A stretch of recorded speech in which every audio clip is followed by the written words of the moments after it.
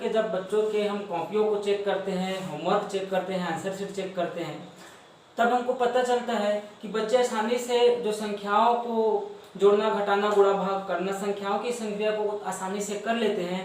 लेकिन जब x Y Z जैसी अचर राशियों का संक्रिया करना रहता है, वहाँ पे बच्चे थोड़ा सा कंफ्यूज हो जाते हैं।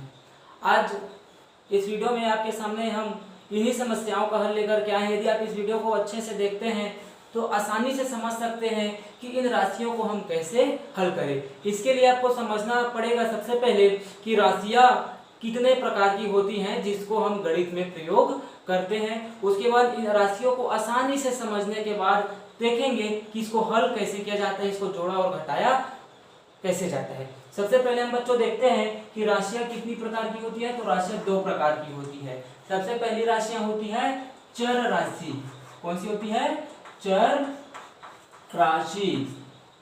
चर राशि में क्या होता है, ये कोई मानक का परिभाषा मैं नहीं लिखवा रहा हूँ, आपको समझाने के लिए आप सिर्फ इसको देख करके समझिए कि चर राशि क्या होता है और अचर राशि क्या होता है। आपको इसको पढ़ना नहीं है, आपको इसको सीखना है। यदि आप एक बार सीख गए कि चर राशि को कैसे हल करते हैं और अचर राशि को कैसे हल करते हैं, तो आसानी से आप 10वीं तक के सभी गणितों को हल कर सकते हैं, आपको कहीं पर भी दिक्कत नहीं होगी। तो सबसे पहले देखते हैं कि चर राशि क्या होता है बच्चों। चर राशि होती है कि जिसका मान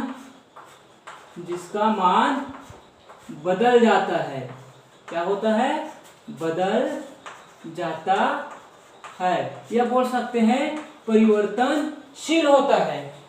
अगर इसका एग्जाम्पल देखें तो एग्जाम्पल है A B C, X Y Z. हम देखते हैं गणित के सवालों में लिखा रहता है 2x + y, 3x + y। तो ये x और y क्या है? ये x और y है चर राशि, क्योंकि हम इस x और y को मान को कुछ भी दे सकते हैं। जैसे कि कभी x बराबर 2 दे सकते हैं, y बराबर 5 दे सकते हैं, फिर x बराबर 4 दे सकते हैं, y बराबर 6 दे सकते हैं। निश्चित मान यहाँ पे हमको नजर नहीं आ रहा है, इसलिए हम इस राशि को क्या बोलते हैं?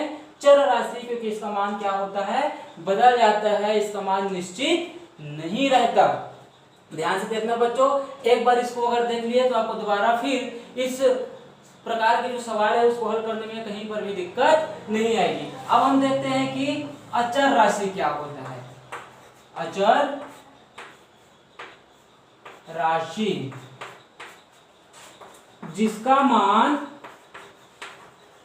नहीं बदलता, जिसका मान नहीं बदलता,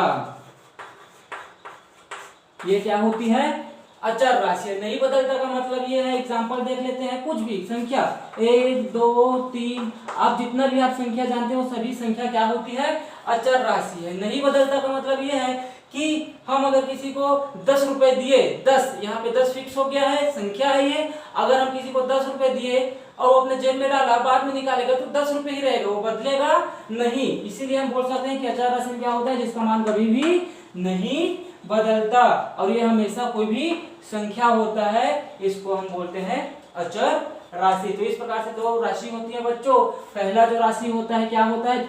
चर राशि, जिसका मान क्या होता है?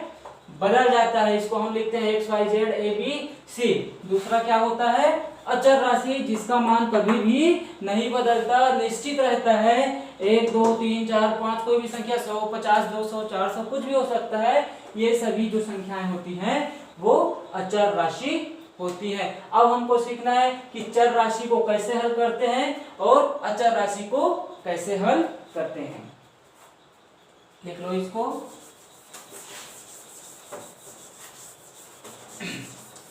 अब बात करते हैं कि चर राशि को हल करते समय किन बातों का ध्यान दिया जाता है। जैसे कि हम सबसे पहले देख लिए हैं कि चर राशि क्या होता है? जो हमेशा निश्चित रहता है, जिसका मान बदल जाता है, अनिश्चित रहता है, परिवर्तनशील रहता है। जैसे कि एक्स वाई जेड या ए बी सी। इसको हल करने में केवल एक बेसिक 2-3 लाइन का मैं एक नियम लिख रहा हूं, अगर इसको आप अच्छे से देख लिए, सीख लिए, तो फिर कभी भी आप इन राशियों के बीच में कंफ्यूज नहीं होंगे, आसानी से इसको हल कर सकते हैं। नियम देख लीजिए कि दो समान ध्यान से देखिए, चर राशियों को जोड़ा या घटाया जा सकता है। आसानी से इस नियम को देखिएगा, एक बार में समझ में आ जाएगा कि दो समान चर राशियों को जोड़ा या घटाया जा सकता है।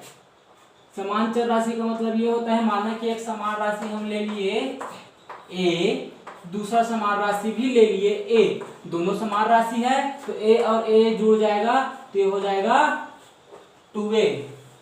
हम एक राशि ले लिए 3b प्लस एक राशि ले लिए 2b, दोनों को जोड़ देंगे तो क्या मिल जाएगा हमको 5b। ये भी समान राशि है, b इसमें भी है और b इसमें भी है, दोनों क्या हुआ आपस में जुड़ गया तो 5b।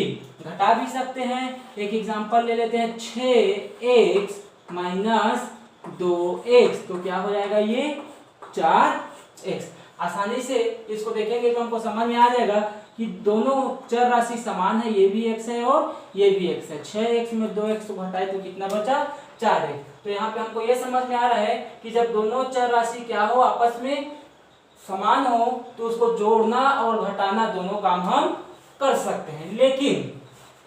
लेकिन हमको ध्यान इस चीज को देना है कि दो असमान राशि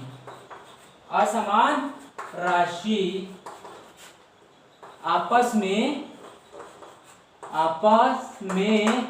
न तो जुड़ता है और न घटता है। माना कि एक समान राशि ले लिए a और दूसरा समान राशि ले लिए b, तो ये आपस में नहीं जुड़ेगा, ये जैसा है वैसे हम इसको लेते हैं a प्लस b। माना कि एक राशि है x और माइनस कर दिए और दूसरी राशि है y, दोनों को हल करेंगे तो ये हो जाएगा x माइनस y। देख रहे हैं कोई परिवर्तन नहीं हो रहा है, मतलब दो समान राशि आपस में न तो जुड़ता है और न ही घटता है। ध्यान से एक बार और देखो बच्चों, आसानी से समझ में आ जाएगा। क्या देखे हैं कि दो समान राशि आपस में जुड़ सकता है और घट भी सकता है। a प्लस a बराबर 2a, 3b प्लस 2b बराबर 5b, 6x माइनस 2x बराबर 4x। ये राशि समान थी, आपस में जुड़ने और घटने का काम हो गया। लेकिन यहाँ पे देख रहे हैं कि दोनों राशि आपस में क्या है असमान है, इसलिए नहीं जुड़ रहा है। ध्यान से देखना, अगर इतना को अच्छे से समझ गए तो 10वीं स्तर के किसी भी गणित में फिर आप लोगों को परेशानी नहीं होगी, आप आसानी से इसको हल कर सकते हैं। एक बार इसको लिख लीजिए, लिखने पे आपको आसानी होगी। फिर आगे चलते हैं।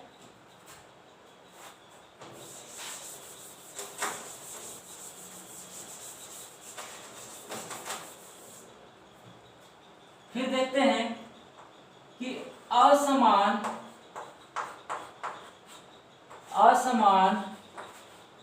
चर राशि को गुणा या भाग भी नहीं कर सकते। यदि असमान चर राशि है तो आपस में ना तो वो गुणा होता है ना तो उन दोनों के बीच में भाग होता है। जैसे कि हम एक राशि a ले लिए और दूसरा राशि ले लेंगे b, तो a गुणा b करेंगे तो ये हमेशा a गुणा b ही रहेगा। यदि a भागित b किए तो a को b से भाग देंगे तो हमेशा ये a भागित b ही रहेगा। मतलब इन दोनों के बीच में यदि असमान राशि है तो न तो गुणा होगा और न तो भाग होगा। इन जो नियम है, बेसिक नियम है, इसको आप ध्यान देंगे तो आप आसानी से चर राशियों को जोड़ना या घटाने का काम कर सकते हैं। समान चर राशि को आपस में जोड़ सकते हैं, घटा सकते हैं, गुणा कर सकते हैं, भाग कर सकते हैं, लेकिन दो असमान राशि को जोड़ना, घटाना और गुणा भाग हम नहीं कर सकते। अब आगे देखते हैं कि जब दो समान राशि हो तो इनको गुणा और भाग कैसे किया जाता है। जोड़ना और घटाना तो देख लिया, आसान तरीका से बीजगणितीय नियम से इसको कर लिए। अब देखेंगे कि जब दो समान चर राशि को गुणा करना रहता है और भाग करना रहता है तो हम कैसे करते हैं, उसके लिए कुछ बेसिक नियम को हमको पढ़ना पड़ेगा। सबसे पहले देखते हैं कि यदि दो समान राशि का गुणा करना हो तो हम देखते हैं कि यदि a की घात m वाले फॉर्म में है और गुणा रहेगा a की घात n वाले फॉर्म में। a को हम बोलते हैं आधार, ध्यान से देखिएगा, a को हम बोलते हैं आधार, इसको आधार बोलेंगे, और यह होता है घात, और दोनों के बीच में क्या है, गुणा है। यहाँ पे हम देखते हैं कि जोड़ना नहीं है, हमको यहाँ पे गुणा करना है। तो जब आधार समान हो, ये भी a है और ये भी a है, अगर आधार समान है तो घात आपस में क्या होगा, जुड़ जाएगा। इस नियम को याद रखो बच्चों, फिर आसानी से हम हल कर सकते हैं। जब दो समान चर राशियों का आधार बराबर हो तो घातें आपस में जुड़ जाती है। a की घात a प्लस n, इसको एक प्रश्न के माध्यम से समझते हैं। a की घात 3 गुणा a की घात 6 यदि हो तो हम इसको लिख सकते हैं a की घात 3 प्लस 6 बराबर a की घात 9। बहुत सरल है कि जब दो समान राशि का गुणा करना रहता है और उनका यदि घात m और n हो तो आपस में घात क्या होता है, जुड़ जाता है। देखने वाली बात है बच्चों, यदि किसी का घात नहीं रहता, अगर सिर्फ लिखा हो a गुणा a की घात 5 लिखा हो, यहाँ पे घात में कुछ नहीं लिखा है, तो हम यहाँ पे 1 मान लेते हैं। इस चीज को ध्यान देना है कि यहाँ पे स्वतः ही 1 हो जाता है। ये हो जाएगा a गुणा a की घात 5, तो ये हो जाएगा a की घात 5 और 1 6। तो इस तरीके से दो समान राशियों को गुणा करने के लिए हम इस सूत्र का प्रयोग करते हैं।